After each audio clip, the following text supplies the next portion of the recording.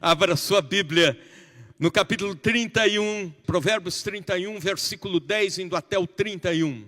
O louvor da mulher virtuosa. E eu quero chamar a atenção não só das mulheres para esta palavra, mas também de todos nós. E também dos maridos. Quem a achará? O seu valor muito excede o de finas joias. O coração do seu marido confia nela e não haverá falta de ganho. Ela lhe faz bem e não mal todos os dias da sua vida. Busca lã e linho e de bom grado trabalha com as mãos. É como um navio mercante, de longe traz o pão. E ainda noite e já se levanta e dá mantimento à sua casa e a tarefa às suas servas. Examina uma propriedade e adquire-a. Planta uma vinha e com as rendas do seu trabalho e cinge os lombos de força e fortalece os braços. Ela percebe que o seu ganho é bom. A sua lâmpada não se apaga de noite. Estende a mão ao fuso, mãos que pegam na roca. Abre a mão ao aflito e ainda a estende ao necessitado. No tocante à sua casa, não teme a neve, pois todos andam vestidos de lã escarlate. Faz para si cobertas, veste-se de linho fino e de púrpura.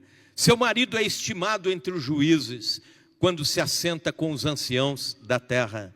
Ela faz roupas de linho fino e vende-as, e dá cintas aos mercadores. A força e a dignidade são os seus vestidos, e quanto ao dia de amanhã não tem preocupações. Fala com sabedoria e a instrução da bondade está na sua língua. Atende ao bom andamento da sua casa e não come o pão da preguiça. Levantam-se seus filhos e lhe chamam ditosa. Seu marido a louva dizendo, muitas mulheres precedem virtuosamente, mas tu a todas sobrepujas. Enganosa é a graça e vã a formosura, mas a mulher que teme ao Senhor, essa será louvada. Dá-lhe do fruto das suas mãos e de público a louvarão as suas obras. Amém. A mulher é considerada o vaso mais frágil, assim se diz, inclusive na poesia ou na música, porque ela é emocionalmente ou fisicamente mais frágil. O apóstolo Pedro também, na sua epístola, chama a mulher de o vaso mais frágil. Mas em algumas áreas, elas são o vaso mais forte. Em algumas áreas, elas são exemplares para nós, os homens. Por exemplo, as mulheres sempre são mais perseverantes no sofrimento do que os homens. Suportam mais a dor do que nós, os homens. O que mais? São mais desprendidas, são mais sacrificiais do que os homens, lutam mais pelos filhos, pelo futuro, pela casa, do que nós, os homens. São mais resilientes no meio das dificuldades, dos conflitos. Querem ver uma coisa? Quando um homem fica viúvo, a família se desintegra rapidamente. Cada filho vai cuidar da sua vida e quando não, dali uns 8 meses, 10 meses, tem uma figura outra estranha ali em volta do fogão já, né? E isso ainda espanta mais os filhos para longe. Mas quando é o contrário, uma mulher fica viúva, a família continua coesa, os filhos, os netos continuam ali a orbitar em torno da casa, pedir conselhos para a matriarca, ir lá almoçar aos domingos e a vida vai continuando em torno da família unida. O grande estadista Abraham Lincoln disse o seguinte, as mãos que embalam o berço são as mesmas que governam o mundo. Ninguém exerce maior influência sobre um homem do que a sua esposa. Ninguém exerce maior influência sobre filhos ao longo da vida do que uma mãe. Então, a partir desse axioma, dessa premissa, que nós olhamos esse texto E tal é o valor desta mulher que o autor idealiza, o rei Lemuel, autor deste texto, deste capítulo, que ele a chama de mulher virtuosa, quer dizer a mulher exemplar, que você, irmã da igreja, poderá se espelhar nesses versículos e dizer: eu posso ser esta mulher virtuosa, eu também posso ser esta mulher que está incluída nesses versos da palavra de Deus. E algumas relações que estão aqui nos ajudam a entender melhor como é esta mulher virtuosa. A primeira relação é a mulher virtuosa com o seu marido. Ela tem a confiança do marido. Versículo 11, o coração do seu marido confia nela e não haverá falta de ganho.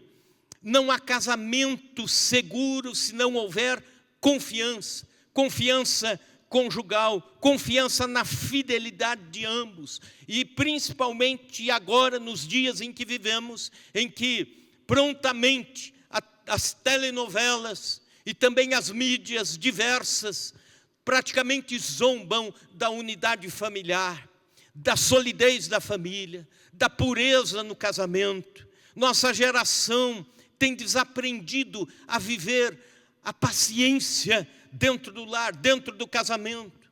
E quando as coisas não vão dando certo, rapidamente se rompe a relação, rapidamente vem a proposta do divórcio, desistem rapidamente frente às primeiras crises, acham que a grama do vizinho é mais verde. Vem a fuga do lar ou do casamento como uma solução. E inúmeras vezes você ouve, eu ouço alguém dizer assim: eu tenho o direito de ser feliz. E quando está dizendo isso, está querendo dizer: eu estou fugindo das minhas responsabilidades, da minha aliança assumida para tentar uma felicidade, onde talvez não vai encontrar esta tal felicidade. As estatísticas comprovam que pessoas que estão em busca de felicidade no primeiro casamento e rompem o lar, a primeira aliança, e vão para um segundo relacionamento, a chance de entrarem nesse segundo relacionamento com insegurança, com desconfiança é muito maior. Então, ao invés de buscar a felicidade, pode ir de tentativa em tentativa, encontrando a infelicidade. É o chamado de o mito da grama mais verde. E a Bíblia diz: o coração do marido confia nela. A confiança é recíproca. É o contrário também. A esposa confiando no marido. Mas como se trata de um texto dirigido às mulheres, está falando: o marido confia nela. Ela tem a confiança do seu marido. Também, ela é estável emocionalmente. Versículo 12. Ela lhe faz bem e não mal todos os dias da sua vida. Observe a expressão todos os dias da sua vida, porque há casamentos que vivem bem num mês e vivem mal no outro mês. Há gente que vive um mês de bem com a vida e o outro de mal com a vida. Há gente que vive uma semana bem-humorada, uma outra semana mal-humorada. Oscilam no afeto, oscilam entre amor e desamor, oscilam nesse pêndulo entre alegria e amargura, entre o dócil e o carrancudo, entre a mulher fogosa e a indiferente, entre o marido carinhoso e o marido que despreza, que desama. E ninguém consegue viver em estabilidade quando o cônjuge está entre altos e baixos nas suas emoções. Aí fica mais fácil você acordar um dia e perguntar assim, antes de levantar: você está de bem com a vida ou está mal? né?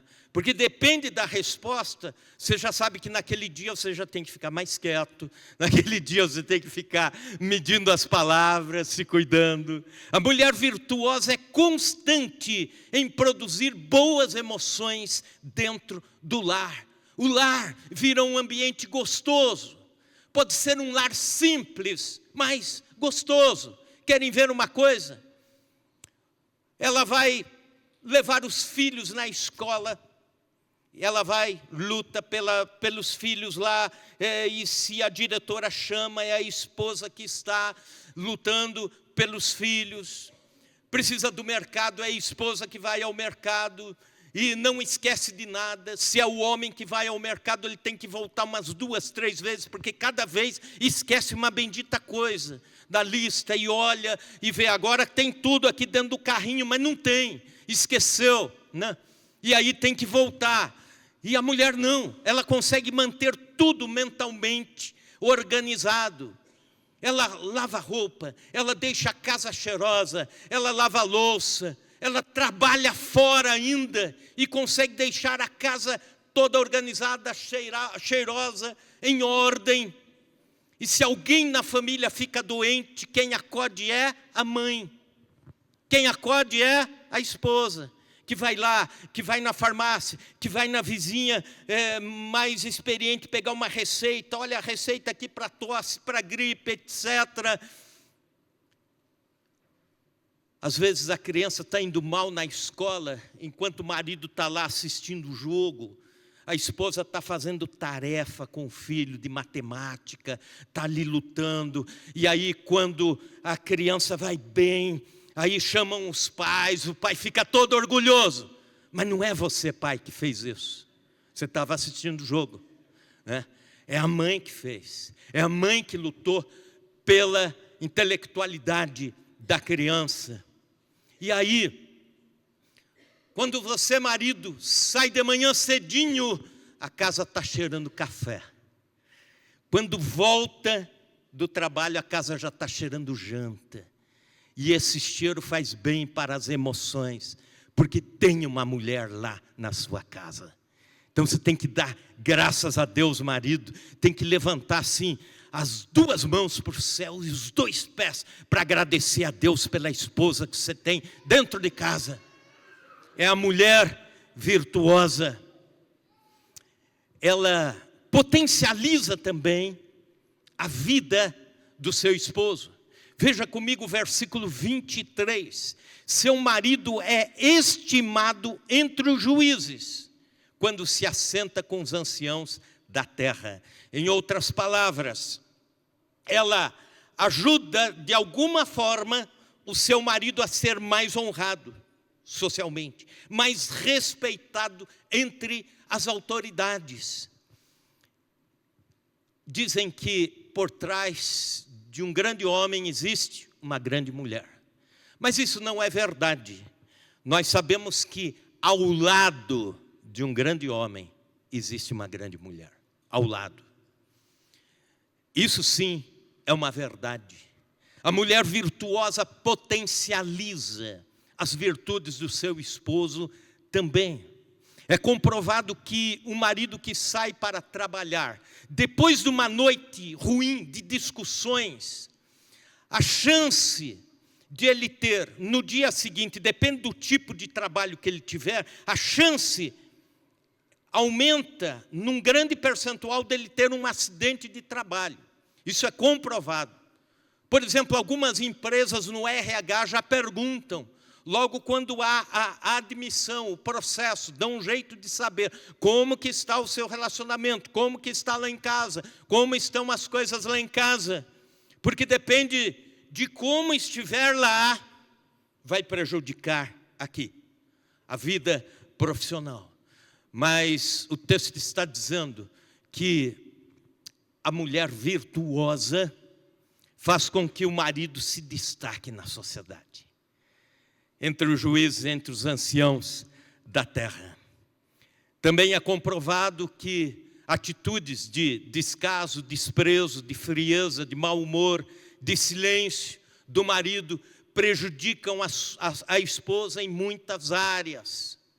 Há um tempo atrás, estávamos ministrando num encontro de casais, e uma esposa falou para mim, marido ali, marido crente, parte ali de todo o trabalho, e ela disse, pastor, eu preciso te falar um negócio, mas estou até meio sem jeito. Meu marido já não fala comigo, não troca uma palavra comigo há 45 dias. Hoje está fazendo 45 dias que ele não fala comigo.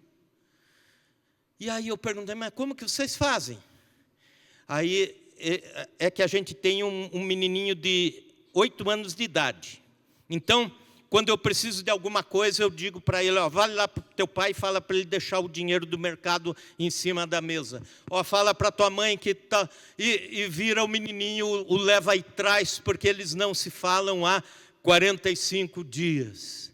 Querido irmão, querida irmã, quando nós, dentro de casa, dentro do lar, somos virtuosos, seja a mulher virtuosa, seja o marido virtuoso, nós potencializamos o lá fora, nós fazemos com que lá fora também as coisas vão bem. Mas é interessante que as mulheres perdoam com mais rapidez, tem mais facilidade de voltar ao diálogo, tem mais facilidade de dizer perdão, tem mais facilidade de dizer vamos recomeçar, vamos dar um jeito nisso. E isso é bom, é sinal que as mulheres têm o coração mais trabalhado por Deus.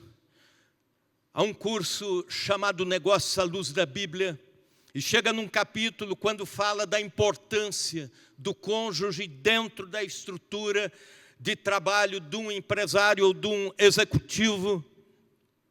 Existe um estudo de caso em que as esposas de maridos empresários que estavam à beira da falência, esses empresários estavam quase falindo, estavam abatidos, estavam irritados, estavam nervosos, estavam mal-humorados, alguns estavam depressivos.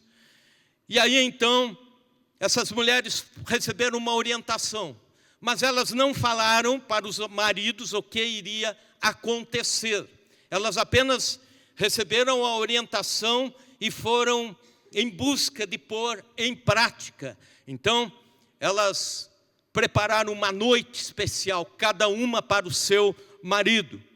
Cada uma se vestiu com a melhor camisola, mais sensual, com corpetes, a meia luz, perfume, palavras de amor, música romântica, e eu vou parando por aqui, mas daí você já sabe o que vai acontecendo dali para frente. Você imagina o depois. E aí, como foi o after day? Como foi o dia seguinte? Aí se descobre o seguinte, que os maridos, no dia seguinte, se levantaram mais animados para conversarem com os seus clientes, se levantaram mais animados para irem aos embates da vida, negociarem com o banco, com os credores, etc., mais animados. E aí perguntaram para alguns, que conseguiram se recuperar, alguns que deram a volta por cima, qual a chave dessa virada? E aí alguns deles disseram isso, é porque minha esposa, de um momento para o outro, não sei como nem porquê, ela passou a me apoiar, me incentivar, e de uma determinada noite lá a seguir, eu já levantei mais animado no outro dia. Escute isso, eu não estou banalizando o sexo que é sagrado ou então vulgarizando a intimidade, mas estou aqui trazendo, exemplificando um princípio bíblico de que tão somente a esposa sendo esposa, ela pode potencializar a vida social e profissional do seu marido. Versículo 23, seu marido é estimado entre os juízes quando se assenta com os anciãos. Aumenta a autoestima. Meu irmão, marido, você que é marido, saiba de uma coisa, a melhor coaching do mundo está ao seu lado, é a sua esposa. Esposa, saiba disso, você pode, com o seu lado feminino, de mulher, de esposa, potencializar e abençoar a vida do seu esposo. Em contrapartida, essa esposa ganha o elogio do seu esposo. Veja comigo o versículo 29. Levantaram-se seus filhos e chamaram, e levantam-se seus filhos e lhe chamam ditosa. Ela tem o elogio dos filhos, e ela também tem o elogio do marido. Seu marido a louva dizendo: muitas mulheres precedem virtuosamente, mas tu a todas sobrepujas. Em outras palavras, você está muito melhor do que todas as outras mulheres virtuosas. Há uma diferença entre elogio e bajulação. Já preguei sobre isso algum tempo atrás. Bajulador é aquele que lança elogios pensando apenas no momento, aquele que quer ser politicamente correto, mas aquele que elogia sinceramente, e elogia trazendo palavras do coração para a boca, do coração para os lábios, para as cordas vocais. Ele sim está, de uma forma, fortalecendo emoções, fortalecendo laços de relacionamento. Então, dentro de uma casa, precisa haver elogios sinceros. A mulher virtuosa desfruta a honra do seu marido, porque ela também investe nisso. A segunda relação, a mulher virtuosa e seus filhos. Veja bem comigo, versículo 26. Ela olha para a vida com os olhos de Deus. O texto diz, fala com sabedoria. A palavra sabedoria no hebraico, língua em que foi escrito o Antigo Testamento, quer dizer perspicácia, ou também outro significado, habilidade para a guerra. Mas também em alguns textos, em alguns contextos, tem o seguinte significado: o olhar para a vida com os olhos de Deus, ou então falar como Deus falando, com as palavras de Deus. E nesse texto, eu creio que é este o significado, é este o contexto. Alguém que está ouvindo com os ouvidos de Deus os filhos, está olhando os filhos com os olhos de Deus, está falando aos filhos com a voz de Deus. Mãe, seus filhos não precisam apenas da casa, das roupas, da comida, da educação, do iPhone, do iPad. Eles precisam do olhar de Deus através da mãe para as suas vidas. Isso vai fazer a diferença. Olhar, mãe, olhe com os olhos de Deus para os seus filhos. Fale com a voz de Deus ao coração deles. Quando isso acontece, os filhos sentem-se seguros na sabedoria da mãe. É a mulher virtuosa. Ela também deixa legados de bondade. Versículo 26, e a instrução da bondade está na sua língua. Instrução, mais uma vez, essa palavra no original quer dizer ensino, como o ensino de um sacerdote. A mulher virtuosa, então, na sua casa, é como uma sacerdotisa. Se você lembra bem das figuras do Velho Testamento, o profeta era aquele que trazia a voz de Deus para a nação, enquanto que o sacerdote era aquele que apresentava a nação a Deus. Então, a mulher sábia, virtuosa, é aquela que na sua bondade, através da bondade, ela apresenta seus filhos a Deus. É o que o texto está dizendo no seu mais profundo significado. E por causa disso, ela recebe os elogios. Terceira relação da mulher virtuosa consigo mesma. Ela tem disposição para a vida. Versículo 17. Cinge os lombos de força e fortalece os braços. Cinge os lombos, quer dizer, coloca roupa de trabalho. Existia a roupa comprida, a roupa de festa, e para cada ocasião uma roupa, a roupa da casa, mas a roupa que se erguia e amarrava aqui na cintura, para que, de uma certa forma, a pessoa ficasse mais rápida, sendo o homem ou a mulher, para andar, para se movimentar, era a roupa do trabalho. Então, quando num texto bíblico diz isso, cingir os vossos lombos, ou cingir com a roupa, é a ideia de roupa de trabalho, roupa para servir, ou então, soldado, roupa para a batalha. E é o que o texto está dizendo, a mulher virtuosa está pronta para o trabalho. Ela não se amedronta com as responsabilidades, não se amedronta com as lutas, não se amedronta com o trabalho. Assim como existem também mulheres preguiçosas e não preparadas, nem para o trabalho, nem para a vida.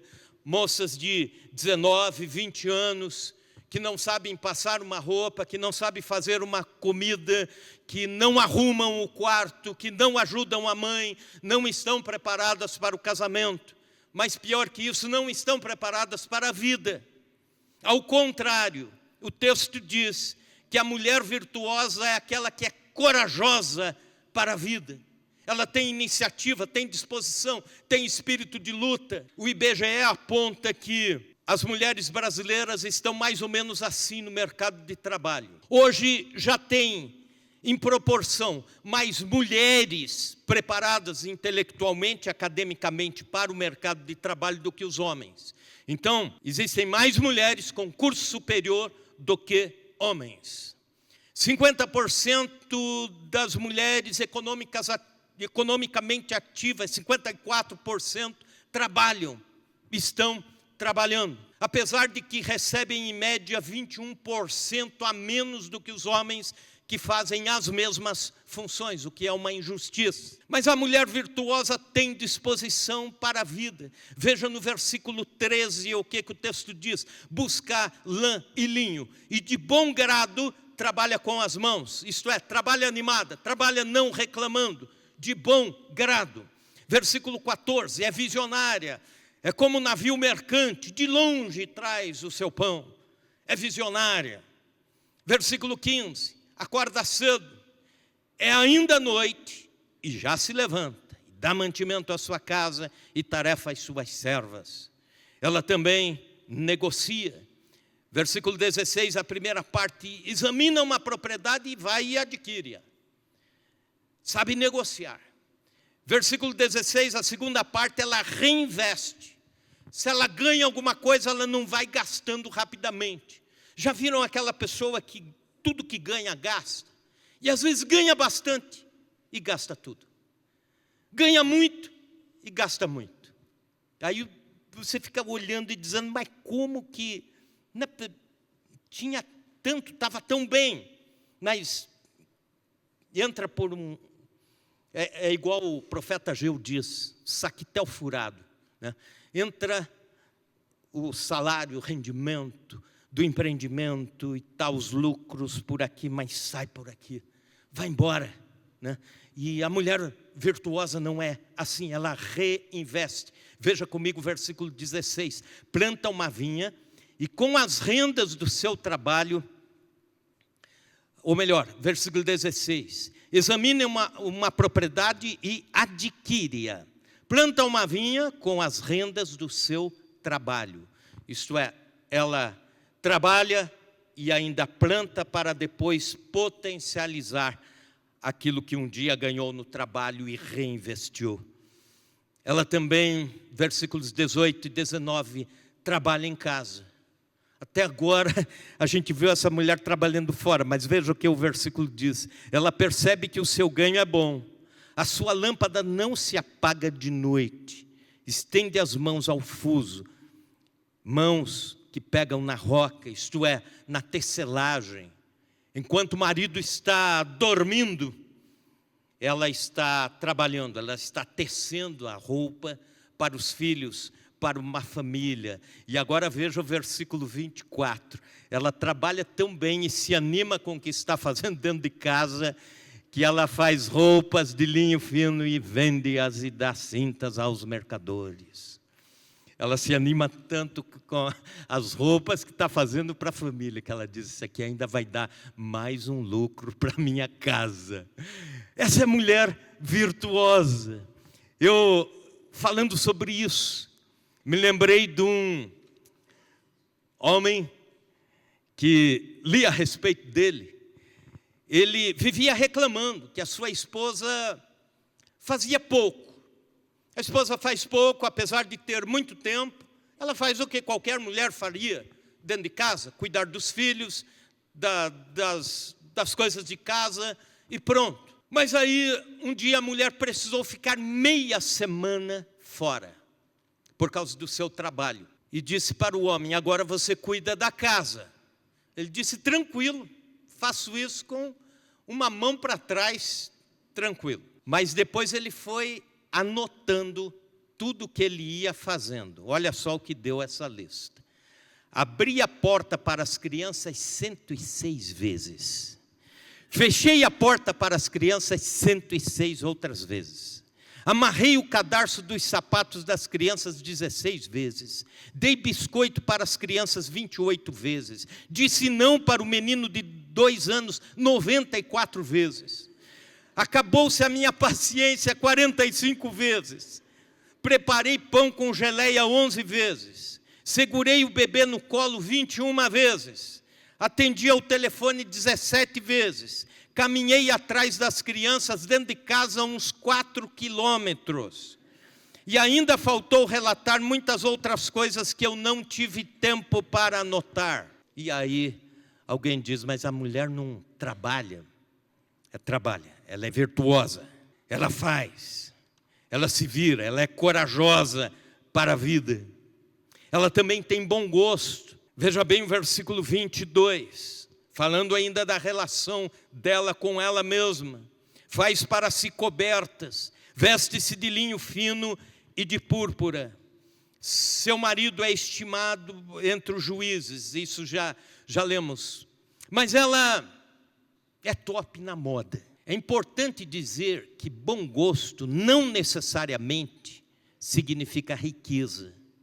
Você pode ter bom gosto, se vestindo muito bem, sem necessariamente gastar absurdos numa boutique de alto padrão, de alta classe. Há quem é simples e é elegante. E há quem tem muita riqueza e se veste de um jeito meio esquisito. E a Bíblia diz que a púrpura era cara e rara. Mas é interessante que a beleza dessa mulher não está na riqueza, mas na forma com que ela leva a vida, na sua riqueza interior. Uma dica aqui para as mulheres casadas. É importante que você, mulher, se vista bem para o seu esposo, do jeito que ele gosta. Pergunte para ele, que jeito você gosta que eu me vista?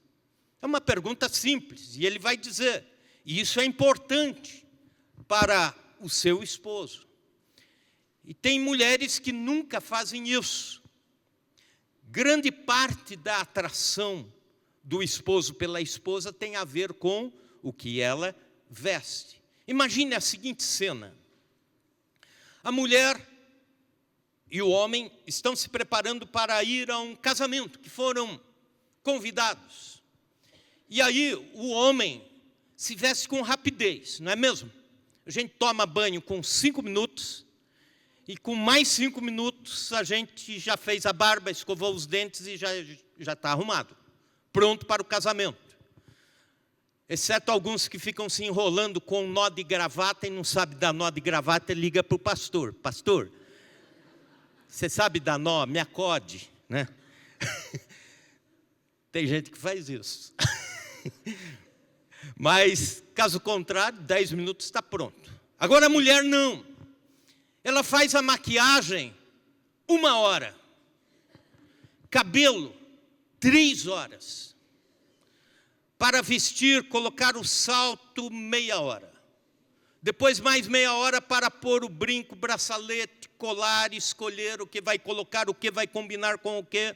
Então, nisso tudo já deu 5 horas, certo?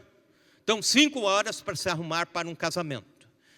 E após o casamento, após receber o elogio das amigas, olha, você está linda, que linda, e tal. Ela entra no carro e já começa a tirar tudo, né? E chega em casa, com mais 5 minutos, já tira toda a roupa, a maquiagem e tal, e deita na cama e ainda diz assim: agora eu não estou para ninguém, esquece de mim. Que mensagem ela está passando? Ela está dizendo assim que para pessoas estranhas, ela vai usar o melhor e vai demorar 5 horas. Para o seu marido, não estou para ninguém. Não é mesmo? A mulher virtuosa não faz isso. Também, outra coisa aqui, versículo 25, ela não cede à ansiedade. A força e a dignidade são os seus vestidos, e quanto ao dia de amanhã, não tem preocupações. A ansiedade é o mal do século. Atinge homens, mulheres, crianças, jovens. Mais de 50% das doenças são de natureza psicossomáticas e são potencializadas pela ansiedade. E não sendo pessimista, isso vai piorar. Nós vivemos num mundo de correrias e cobranças, e isso é um terreno fértil para pessoas terem alto grau de ansiedade.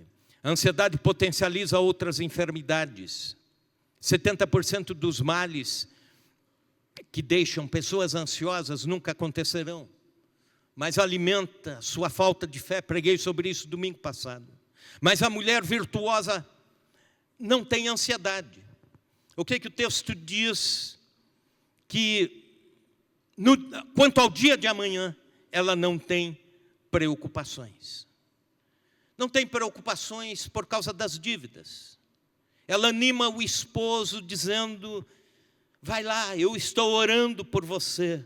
Deus vai prover para o nosso lar. A esposa virtuosa faz isso. A enfermidade do filho poderia ser a razão da ansiedade, mas ela dobra os joelhos antes de ir para o médico e diz: Senhor, nós confiamos aqui em casa no médico dos médicos, aquele que pode nos atender, aquele que pode nos socorrer, fazer milagres por nós. É a mulher virtuosa. Em decorrência do desemprego do esposo, ela diz a cada segunda-feira, a cada semana: vai lá, vai dar certo, a entrevista vai dar, eu vou ficar aqui em casa orando, você vai e Deus vai estar no controle. Seu coração não tem ansiedade, porque ela confia em Deus. A mulher virtuosa não cede à ansiedade. Quanto ao dia de amanhã, não tem preocupação. A quarta relação, a mulher virtuosa com relação ao próximo. Uma mulher virtuosa tem o espírito nobre. Ela consegue ir além de si, olhar além do seu umbigo, consegue ir além da sua casa, além das suas necessidades. Mostrei aqui o quanto ela trabalha, o quanto ela ganha, o quanto ela negocia, mas também, veja comigo o versículo 20, o quanto ela ajuda outras pessoas. Abre a mão ao aflito e ainda a estende ao necessitado. James Hunter, autor do livro, um dos livros mais vendidos no mundo há um tempo atrás, aí, O Monge e o Executivo, diz o seguinte: não somos o que falamos, nós somos o que fazemos. Na área de socorro, de estender a mão, os homens fazem muito, mas é comprovado que os homens falam muito, mas é comprovado que as mulheres fazem mais, e às vezes nem falam, mas fazem muito, estendendo a mão, socorrendo um, ajudando o outro, se importando com o outro. O maior problema do mundo não é a escassez de riquezas, mas a falta de distribuição delas. Todo cristão precisa ter a cultura de socorrer necessitados, socorrer aqueles que precisam. A semente que se multiplica não é aquela que comemos, mas aquela que semeamos. E uma das áreas em que semeamos é ajudando a quem precisa, ajudando aquele que talvez você nunca vá precisar falar para alguém que você ajudou aquela pessoa.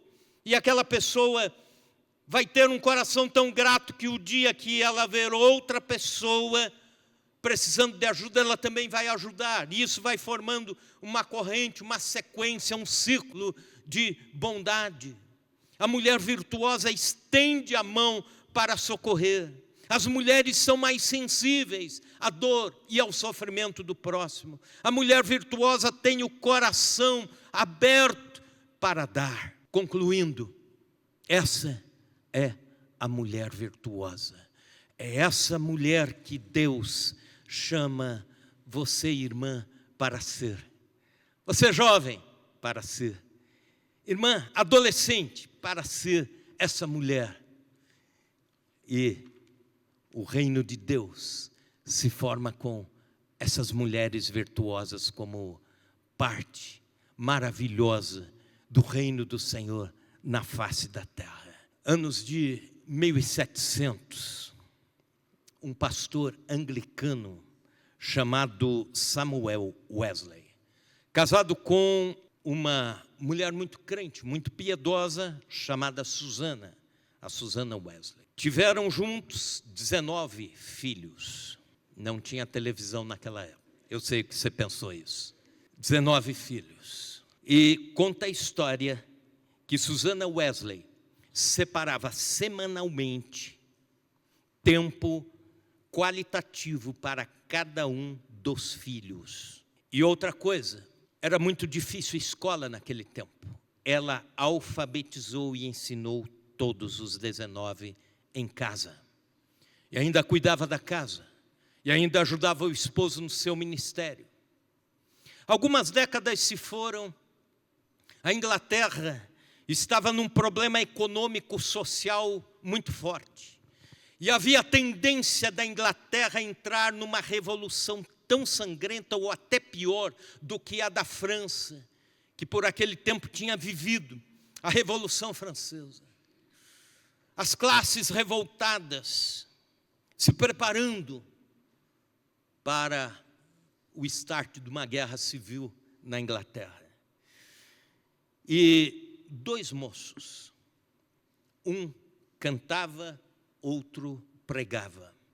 Viajaram pela Inglaterra, pregando o evangelho, cantando, levando milhares de pessoas a Cristo, pregando nas portas, nas saídas das minas de carvão, para milhares de pessoas que trabalhavam nas minas de carvão, pregando e discipulando gente nas universidades, orando em todos os ambientes, montando pequenos grupos de discipulado que depois foram chamados de associações, ou sociedades, e assim por diante. O Carlos Wesley e o João Wesley eram filhos de Susana Wesley. E houve um avivamento espiritual na Inglaterra, com o trabalho desses 2 jovens. E a Inglaterra foi salva de uma revolução, porque no meio de toda aquela situação houve uma conscientização, através da pregação do Evangelho. Um avivamento que nasceu e percorreu desde as classes mais baixas até as classes mais altas, até chegar ao palácio, até chegar Deus agindo, Deus trabalhando. Houve uma reconciliação na justiça social, houve uma reconciliação do governo com a sua nação, com o seu povo, com os seus súditos, por causa da pregação desses jovens e por causa da ousadia com que levavam o Evangelho. E John Wesley e Carlos Wesley eram filhos de Susana. Quase ao fim da vida, perguntaram a Wesley, John Wesley, como que Deus te usou tanto? Como foi isso? Como aconteceu que você influenciou uma nação inteira a se voltar para Deus? Ele disse, primeiramente, a ação do Espírito Santo. Mas, em segundo lugar, eu devo tudo isso à minha mãe. À minha mãe. Aqueles momentos em que ela me ensinava e separava tempo para mim. Por vezes eu havia orar por mim com lágrimas nos olhos, e dizer: Senhor, usa meu filho para ser bênção para a nossa nação. Uma mãe virtuosa. Mulheres assim Deus quer levantar na IPI de Chapadão do Sul. Aleluia.